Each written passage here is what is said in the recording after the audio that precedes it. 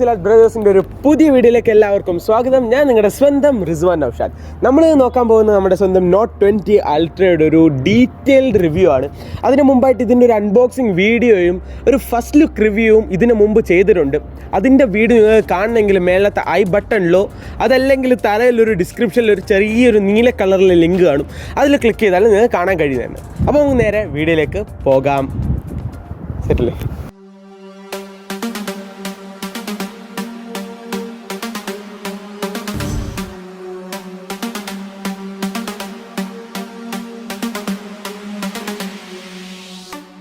അപ്പോൾ നമ്മൾ ഈ ഒരു മൊബൈലിൻ്റെ ബേസിക് സ്പെക്കാണ് നോക്കാൻ പോകുന്നത്.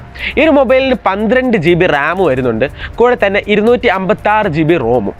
ഈ ഒരു മൊബൈലിൻ്റെ ഡിസ്പ്ലേ ഇഞ്ച് എന്ന് പറയുമ്പോൾ 7 ഇഞ്ച് AMOLED ഡിസ്പ്ലേ ആണ്. പിന്നെ രണ്ടാമത്തെ കാര്യം എന്താണെന്ന് വെച്ചാൽ ഈ ഒരു മൊബൈലിൻ്റെ ബാറ്ററി വെറും 4500 mAh ഉള്ളൂ. പക്ഷേ ഈ ഒരു മൊബൈലിൻ്റെ performance mode, low performance mode, അങ്ങനെ പല മോഡുകൾ ഉപയോഗിച്ച് അത് നമുക്ക് ആവശ്യത്തിനനുസരിച്ച് യൂട്ടിലൈസ് ചെയ്യാൻ പറ്റുന്നതാണ്. അപ്പോൾ അടുത്തായിട്ട് നമ്മൾ നോക്കാൻ പോകുന്നതെന്ന് പറയുമ്പോൾ ഈ ഒരു മൊബൈലിൻ്റെ ഡിസൈനാണ്. സത്യം പറഞ്ഞാൽ എല്ലാവർക്കും വളരെയധികം ഇഷ്ടപ്പെടുന്ന ഒരു ഡിസൈനാണ്. വളരെ യുണീക്കായിട്ടുള്ളൊരു ഡിസൈനാണ്. മറ്റുള്ള ഫോണിലൊന്നും വരുന്ന പോലത്തെ ഡിസൈനൊന്നുമല്ല. എനിക്ക് നല്ല ഇഷ്ടപ്പെട്ടു പേഴ്സണലി. ഈ ഒരു ഡിസൈനിൻ്റെ മെയിൻ ഒരു അട്രാക്ഷൻ എന്ന് പറയുമ്പോൾ അതിൻ്റെ ക്യാമറ തന്നെയാണ്. ആ ഒരു ബൾജിനെസ്. അതിന് കുറേ സൈഡ് എഫക്ട്സ് ഉണ്ട്. സൈഡ് എഫക്ട്സ് എന്ന് പറയുമ്പോൾ ഈ സർഫസിൽ വെക്കുമ്പോൾ ചെറിയൊരു ഇതുണ്ട്. പക്ഷെ അത് നമ്മൾ ശ്രദ്ധിക്കാതിരുന്ന് കഴിഞ്ഞാൽ, ഒരു കവർ ഇട്ട് ശ്രദ്ധിക്കാതിരുന്ന് കഴിഞ്ഞാൽ അതിനൊരു പ്രോബ്ലം ആയിട്ട് നമുക്ക് കരുതില്ല. കാരണം പിന്നെ അതിന് കമ്പനിയെ കുറ്റം പറയാനും പറ്റത്തില്ല. കാരണം എന്ന് പറയുമ്പോൾ അതിൻ്റെ ആ ഒരു സെൻസർ, ക്യാമറ ഉപയോഗിച്ചേക്കുന്ന സെൻസർ, ആ ഒരു സെൻസർ വളരെയധികം ഒരു അഡ്വാൻറ്റേജ് നമുക്ക് തരുന്നുണ്ട് ആ ഒരു മൊബൈലിന്. ഇനി നമ്മൾ നോക്കാൻ പോകുന്നത് അതിൻ്റെ ബാക്ക് പാനലാണ്. ബാക്ക് പാനൽ ഞങ്ങളുടെ കയ്യിൽ ഇരിക്കുന്നതെന്ന് പറയുമ്പോൾ മിസ്റ്റിക് ബ്രോൺസ് എഡിഷൻ ആണ്. അതുകൊണ്ട് തന്നെ അതൊരു അലൂമിനിയം ഫിനിഷാണ്. പക്ഷേ ബ്ലാക്കും അതേപോലെ തന്നെ വൈറ്റും ഗ്ലോസി ഫിനിഷാണ്. അതായത് ഒരു ഗ്ലാസ് ഫിനിഷിലാണ് വരുന്നത്. ഇനി നമുക്ക് നോക്കാൻ പോകുന്നത് അതിൻ്റെ ഫ്രണ്ട് ക്യാമറയാണ്. ഫ്രണ്ട് ക്യാമറ ഒരു പഞ്ച് ഹോൾ ക്യാമറ ആയിട്ടാണ് ആ ഒരു മൊബൈലിൽ വരുന്നത്. വലിയ ബെസൽസോ അതുപോലത്തെ നോയ്സൻസ് ഒന്നുമില്ല. വളരെയധികം ഒരു ഫുൾ സ്ക്രീൻ ഡിസ്പ്ലേ തന്നെയാണ് മൊബൈലിൽ വരുന്നത്. അപ്പോൾ അടുത്തായിട്ട് നമ്മൾ നോക്കാൻ പോകുന്നത് ഇതിൻ്റെ പ്രൊസസ്സറാണ്. പ്രൊസസ്സർ എന്ന് പറയുമ്പോൾ 2 വേരിയൻ്റാണ് വരുന്നത്. സ്നാപ്ഡ്രാഗൺ 865+ഉം പിന്നെ EXYNOS 990 ആണ്. അപ്പോൾ സത്യം പറഞ്ഞാൽ ഈ ഒരു പ്രൊസസ്സറിനെ കുറിച്ച് എനിക്ക് പറയാൻ ഭയങ്കര വിഷമമുണ്ട്. കാരണം സാംസങ് കാണിച്ച ഒരു വലിയൊരു പൊട്ടത്തരം എന്ന് പറയാം. കാരണം ഗ്ലോബലായിട്ട് അവർ സെല്ല് ചെയ്യുന്നത് EXYNOS 990ഉം USA-ലും ഹോങ്കോങ്ങിലും മാത്രമാണ് സ്നാപ്ഡ്രാഗൺ 865+ വെർഷനും വരുന്നത്. അപ്പോൾ ഇതിന് തമ്മിലുള്ള ഡിഫറൻസ് എന്താണെന്ന് പറഞ്ഞാൽ വളരെയധികം ഡിഫറൻസ് ഉണ്ട്. കാരണം EXYNOS എന്ന് പറയുന്നത് നമ്മുടെ സാംസങ്ങിൻ്റെ തന്നെ ഒരു ചെറിയൊരു പ്രൊസസ്സറാണ്. ചെറുതല്ല, അത്യാവശ്യം നല്ലൊരു പ്രൊസസ്സറാണ്.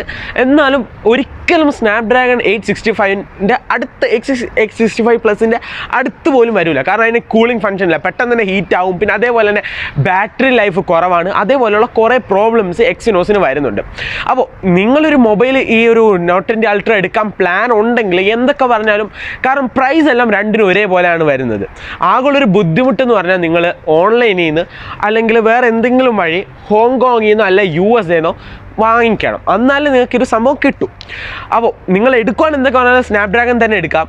ഇതാണ് ഇതിൻ്റെ ഒരു വ്യത്യാസം എന്ന് പറയുന്നത്. അപ്പോൾ ഒന്നുകൂടെ പറയാം, സ്നാപ്ഡ്രാഗൺ 865+ എന്ന് പറയുന്ന സ്നാപ്ഡ്രാഗൺ ആണ് നമ്മുടെ നോട്ട് 20 അൾട്രയിൽ ഞങ്ങൾ വാങ്ങിയതിൽ വരുന്നത്. ഗൈസ്, വേറൊരു കാര്യം എന്താണെന്ന് വെച്ച് കഴിഞ്ഞാൽ നമ്മുടെ EXYNOSും സ്നാപ്ഡ്രാഗണും രണ്ടും 120 Hz ഡിസ്പ്ലേ തന്നെയാണ് വരുന്നത്.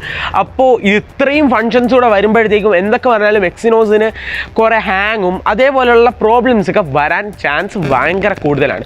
എന്നാൽ സ്നാപ്ഡ്രാഗൺ 865+ എന്ന് പറയുന്നത് വളരെയധികം യുണീക്കായിട്ടുള്ളൊരു പ്രോസസ്സറാണ്.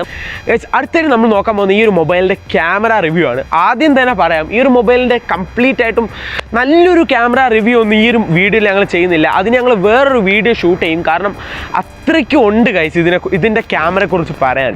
വേറെ ലെവൽ സാധനമാണ്. ബാക്ക് ക്യാമറ പറയുമ്പോൾ മെയിൻ ക്യാമറ 108 MP ഒരു ക്യാമറ, ശേഷം ബാക്കി 2 ക്യാമറ ട്രിപ്പിൾ ക്യാമറ സിസ്റ്റമാണ്.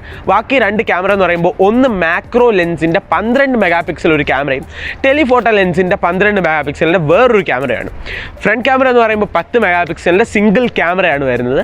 പഞ്ച് ഹോൾ ഡിസ്പ്ലേ ക്യാമറ തന്നെയാണ് വരുന്നത്, ആദ്യം പറഞ്ഞതുപോലെ തന്നെ. അപ്പോൾ ഗൈസ്, ഇത്രയൊക്കെ തന്നെയുള്ളൂ ഈ ഒരു വീഡിയോ. നിങ്ങൾക്ക് ഇഷ്ടപ്പെട്ട് കഴിഞ്ഞാൽ എന്തായാലും സബ്സ്ക്രൈബ് ചെയ്യണം. കാരണം അത്രയും എഫേർട്ട് എടുത്തിട്ടാണ് ഞങ്ങൾ ഓരോ വീഡിയോസും ഷൂട്ട് ചെയ്യുന്നത്. തുടർച്ചയായിട്ടുള്ള വീഡിയോസ് കാണാൻ വേണ്ടിയിട്ട് ഒന്ന് ആ ബെല്ലൈക്കണോട് ഒന്ന് ക്ലിക്ക് ചെയ്തേക്കുക. വീഡിയോ ഇഷ്ടപ്പെട്ട് കഴിഞ്ഞാൽ എന്തായാലും ലൈക്ക് ചെയ്യാനും മറക്കരുത്. It's me Rizwan Aushad, signing off from Elat brothers.